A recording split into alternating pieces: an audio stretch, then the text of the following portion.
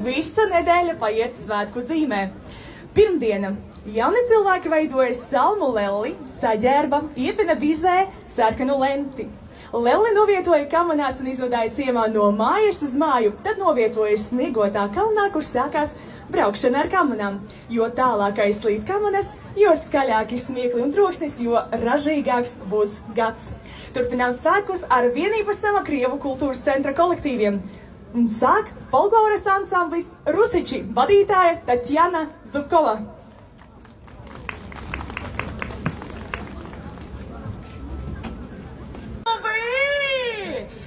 Не кавалеры, нет, Санта-Клаус, а блины летели.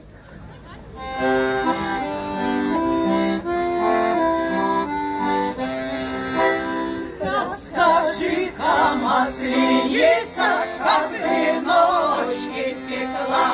Ой, блины мои, блины, блины масляные. Ой, блины мои, блины, ой, блиночки мои. Как блиночки пекла, сколько здоровья клала.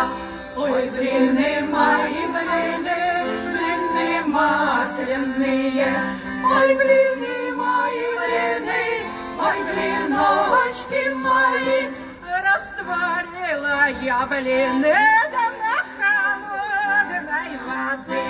Ой, блины мои, блины, блины масляные. Ой, блины мои, блины, ой, блиночки мои. Кто их не покупает, никто даром не берет. Ой, блины мои, блины, блины масляные. Ой, блины мои, блины, ой, блиночки мои. За рекой огонь погнул. У свиньи живот раздул. Ой, блины мои, блины, блины масляные. Ой, блины мои, блины, ой, блины.